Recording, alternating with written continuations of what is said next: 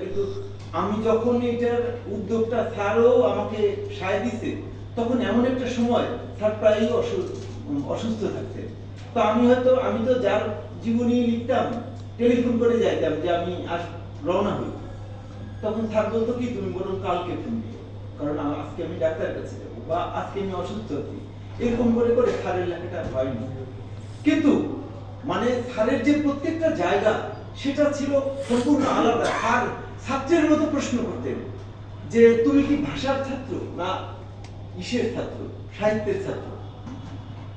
তা আমি চুপ করে থাকতাম। তারপরে আমাদের বললো, দীপঙ্কর, ভাষা এবং সাহিত্যের ভিতরে পার্থক্য। তা আমি বললাম, স্যার, ভাষা হলো একটা সর্বৈব অধিকারী যোগাযোগের মাধ্যম, আর ভাষা হলো তার, এই সাহিত্য হলো তার সৌন্দর্য। স্যার বলতেন, এত সংক্ষেপে এত সুন্দর বক্তৃতা আমি কিন্তু তোমার কাছে ছাড়া শুনিনি। যাই হোক, কিন্তু বিষয়টা হলো যে স্যারের সাথে আমার আলোচনা যে হতো, এই যে ঘন্টার পর ঘন্টা হতো, এবং আমি দেখতাম এক অগাধ পাণ্ডিত্য। তবে স্যারের সাথে কথা বলে তার বইকে চেনা যাবে না। এই কারণে আমি সবসময় একটা কথা বলি যে লেখা আর লেখক কখনো এক জিনিস না। আমি বারবার, মনে হয় এটা আমাদের প্রগতি লেখক সঙ্গে বলছি, যে সক্রেটিস না, মানে লিও টলস্টয় একজন পোপের মতো মানুষ ছিল, একজন ধার্মিক ছিল, কিন্তু যখন আন্না কারোলিনা লিখছেন তখন কিন্তু উনি কোনো খাতির করেন নাই। আনা যখন আত্মহত্যা করে একটা রেলের সামনে, সেই রেলটাকে উনি সোসাইটির সাথে কি করছে, মানে তুলনা করতেন। আর আনার মতো যে অসহায় নারীরা, তাদের আর কোনো অবস্থা নেই, এই নাগরিকরা তার সামনে জাম লাফ দিয়ে আত্মহত্যা করতেছে। ঠিক একই অবস্থা ফিওদর দস্তয়েভস্কির ক্ষেত্রেও। একজন পুরো সামন্ত লোক, কিন্তু নিপীড়িত লাঞ্ছিত যখন লিখছেন, তখন কিন্তু সে সামান্য এদিক ওদিক করে। ঠিক আমি শফিউদ্দিন স্যারের ভিতরে দেখছি, স্যার যখন বলতে থাকে, বলার যে স্যার সে একরকম, আর তার লেখা সেটা একরকম। এবং স্যারের লেখার প্রতি আমার যে সারা জীবনের আনুগত্য, তা হলো একটা, স্যার যাদের নিয়ে কাজ করছেন আমাদের দেশে আর কেউ তাদের নিয়ে কাজ করে নাই, যেমন কিরণ শঙ্কর সেনগুপ্ত, সতীশ পাকরাশি। এদের ইতিহাস খুঁজে পাওয়া যায় না। যদি ইতিহাস খুঁজতে হয় তাহলে শফিউদ্দিন আহমেদ ছাড়া তাদের কোনো অবস্থা নাই। এমনকি সোমেন চন্দ্রর মতো একজন গল্পকার, যে সরাসরি পার্টির সাথে সম্পৃক্ত ছিল, তার সম্বন্ধে আমাদের জেনারেল ধারণা পর্যন্ত নাই। এই যে তার প্রত্যেকটা গল্প নিয়ে যে বইটা, সেটা শফিউদ্দিন স্যারের লেখা। প্রত্যেকটা গল্প নিয়ে একদম পুঙ্খানুপুঙ্খ আলোচনা, এটা শফিউদ্দিন স্যারের লেখা। বিরোধীয় যে ইয়ং বেঙ্গল আন্দোলন, এই আন্দোলনের প্রসপেক্টাসটা কি ছিল, এটা শফিউদ্দিন স্যারের লেখা। এই যে শফিউদ্দিন স্যারের যে মানে অনেক কাজ, এর মধ্যে দিয়ে আমার খুব মনে পড়ে এর কথা, আমাদের সক্রেটিস, যে সর্দার ফজলুল করিম আমার দেখা সবচেয়ে একটা বিপজ্জনক। মানে আমি তার কাছে প্রত্যেক শুক্রবার যাইতাম, কিন্তু আমি একটা ভীতির ভিতরে থাকতাম। স্যারকে ভালো বললেও দোষ, খারাপ বললেও দোষ। স্যারকে একদিনে বললেন যে, স্যার, আপনি যে প্লেটোর সংলাপ লিখছেন, এটা আপনার লেখা মনেই হয় না। মনে হয় কি যে এটা প্লেটোর লেখা মনেই হয় না, মনে হয় আপনার লেখা। স্যার কিন্তু তাতে খুব অসন্তুষ্ট হলেন। স্যার এক ঘরের ভেতরে গেলেন, তখন উনি পশ্চিম রাজাবাজার, মানে শ্যামলী থেকে চলে আসছে। তো স্যার তাকে একটা খাতা দিল, খুব রাগ, কিন্তু আমি বুঝতেছি যে 12:30 বাজছে।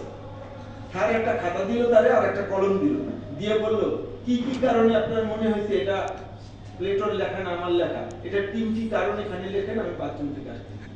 ওই লোক একটু পর বাসা থেকে বের হয়ে চলে গেছে। মানে স্যার ছিল এমন এক ব্যক্তি। তো আমি শফিউদ্দিন স্যারের কথা বলতেছি, স্যার একদিন স্যারের সাথে স্যারের ছেলের বাসায় আমি যাচ্ছি বাজার নিয়ে। তো স্যার আমাকে বললেন, দীপঙ্কর, মানুষ কি মরণশীল না অমরণশীল? তো আমি স্বভাবত বললাম, স্যার, মানুষ তো মরণশীল। স্যার খেপে উঠলেন। বললাম না যে উনি একটু বিপজ্জনক মানুষ ছিলেন। স্যার কে বলছে তোমাকে মানুষ মরণশীল?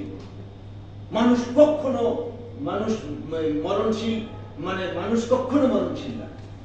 মানুষ অমরণশীল। রাম মরে, শ্যাম মরে, যদু মরে, কিন্তু সক্রেটিস মরে না, প্লেটো মরে না, সত্যেন সেন মরে না, রমেশ দাশগুপ্ত মরে না। এই যে আমার সাথে কাজ করতে কিরণ শঙ্কর সেনগুপ্ত, সেও মরে না। তুমি বলতে পারবা সে মরছে? আমি চুপ করে তার দিক তাকাই কথা বলতেছি। তো আজকে আমার স্যারের, সর্দার স্যারের এই কথাটা খুব ভাবে মনে করতে, আসলে কি শফিউদ্দিন স্যার মারা গেছেন। আর আরেকটা কথা একইভাবে এর বলতেছি যে আমি একদিন স্যারকে জিজ্ঞেস করলাম, স্যার আপনার জন্মদিন কবে? বললো কেন, জন্মদিন দিয়ে করবো, পালন করবো? তাই বললাম না স্যার, ওই দিন আপনার জন্য একটা জামা কিনে আনবো। বললো আমার জন্য জামা কেনা লাগবে না, তুমি আমার জন্য কাপড় কিনে দেবে। কারণ প্রত্যেকটা মানুষ জন্মগ্রহণ করার মধ্য দিয়ে বাঁচে না, বাঁচে তার মৃত্যুর মধ্য দিয়ে। কারণ মৃত্যুর পরে মনে হয় এই লোকটার জন্ম হয়েছিল। যারা জন্মদিন পালন করে তারা ইউরোপিয়ান একটা কালচারকে ধারণ করে। এবং তুমি দেখবা যখন ইংরেজরা দেশে আসে তখন ওরা উৎসব এসে একটা ভয় পেয়ে গেল যে এরা তো প্রচন্ড উৎসব প্রবণ, আর আমরা তো উৎসবই করতে জানি। তখন ওরা জন্মদিন, মৃত্যুদিন, বিবাহ বার্ষিকী এইসব পালন করা শুরু করলো। তো জন্মদিনও ওরকমই একটা অনুষ্ঠান। জন্মদিন কিন্তু ওসব পালন না, তুমি আমার কাপড়ের কার্ড কেনার টাকা দিও। মানে এই যে বললাম যে স্যারের সাথে কথা বলা দুষ্কর ছিল, তো আমি আজকে শফিউদ্দিন স্যারের কথা বলতেছি যে শফিউদ্দিন স্যার আমাকে ঠিক ওরকম জিজ্ঞেস করলেন যে ভাষা কি, তাহলে তুমি ভাষা নিয়ে পড়লা না কেন? আমি কিন্তু ভাষা বিজ্ঞানের ছাত্র।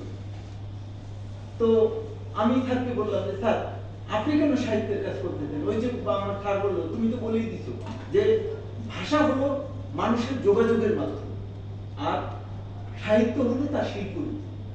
যদি শিল্পরূপ তাই হয় তাহলে শিল্পরূপ নিয়েই কাজ করবো। ঠিক সারা জীবন শিল্পরূপ নিয়েই কাজ করতেন। এবং আমি এই উদীচিতে যারাই যখন সভাপতি হয়েছে, এইটা কিন্তু একটা মানে মাইল ফলক দিক। উদীচিত যারা সভাপতি হয়েছে এর অধিকাংশ লোককে মানে সমালোচনা করা বড় দুষ্কর। কারণ তাদের সাহিত্যের, শিল্পের, লেখার জোর এত বেশি যে তার কাছে আমরা নিতান্ত সামান্য।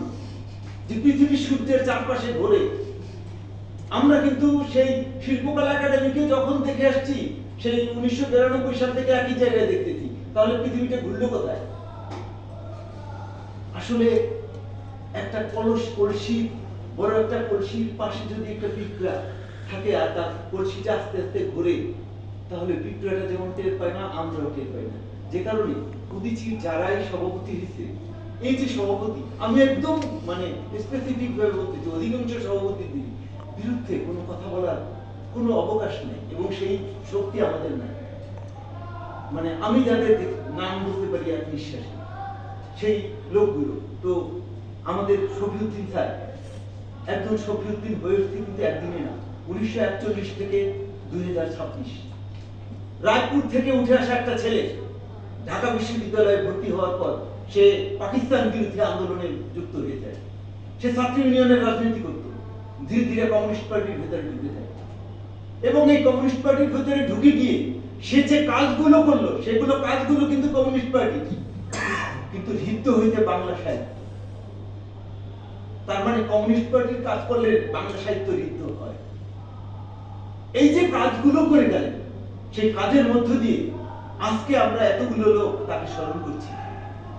তার মানে রাম মরে, শ্যাম মরে, সেই সর্দার স্যারের কথা, কিন্তু আমাদের শফিউদ্দিন স্যার মরে।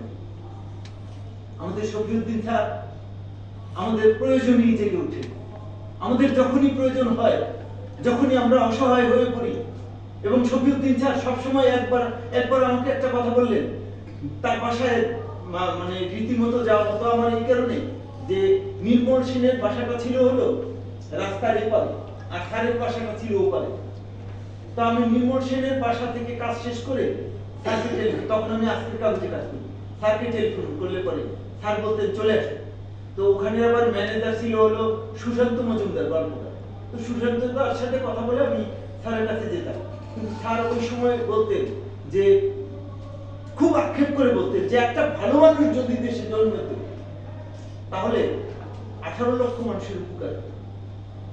মানে উনি একজন ভালো নেতার কথা বলতেন, যে একজন ভালো নেতার যদি জন্ম হতো তাহলে এই 18 লক্ষ মানুষের উপকার হতো।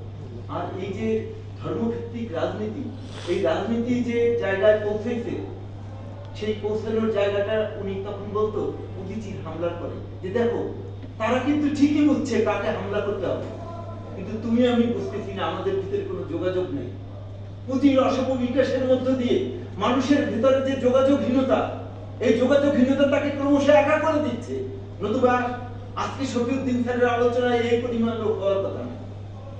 শফিউদ্দিন স্যার বাংলাদেশের যে পরিমাণ কাজ করছে, এমনকি তার জীবনের শেষ দিকে যখন সে রিটায়ার করবে 2005-এ, তার অনেক আগে সে যে ভাষা যে বিষয়টা নিয়ে পড়ে নাই, যদিও উনি বিষয়টা জানতেন, সেই ভাষা বিজ্ঞানের যে বিভাগটা সাস্টে মানে শাহজালাল বিশ্ববিদ্যালয়ে, এটা কিন্তু স্যার তৈরি করছে নিজের হাতে, তার মেধা শ্রম দিয়ে এবং প্রথম দিকে তার নিজের পকেটের টাকা দিয়ে ওটাকে তৈরি করতে, এবং সেখানে তৈরি করে শিক্ষকতা করতে 2005 সালে স্যার ওখান থেকে করে রিটায়ার করে 2016 সালে আমাদের উদীচীর দায়িত্ব নেন। কিন্তু এর ভিতরে স্যারের সাথে যে স্মৃতিগুলো, সেই স্মৃতিগুলোর মধ্য দিয়ে আমার মনে হচ্ছে যে তার সমসাময়িক সময়ে সেরা পণ্ডিত লোকটা ছিলেন শফিউদ্দিন আহমদ। তো শফিউদ্দিন আহমদ আমাদের দুইজন ছিলেন, একজন চিত্রকর আর একজন গবেষক।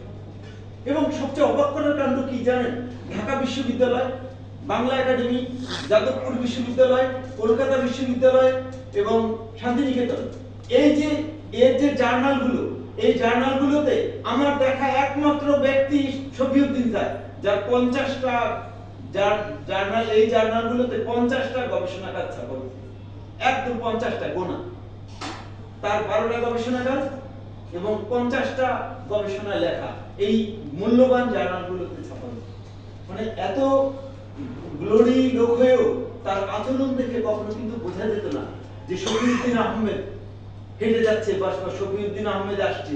শফিউদ্দিন আহমেদ সারা জীবন আমৃত্যু একটা সাধারণ জীবন যাপন করে গেছেন, যেভাবে উদীচীর কাঠামোগুলোতে বলে সাধারণ জীবন যাপনের কথা, উনি কিন্তু ঠিক সাধারণ জীবন যাপন করে গেছেন। সত্যেন্দা রমেশ দা যেভাবে সাধারণ জীবন যাপন করতেন, শফিউদ্দিন স্যার কিন্তু কখনো অসাধারণ জীবন যাপন করেন, এবং তার যে কাজ, সে কাজের মধ্যে তিনি বেঁচে থাকবেন।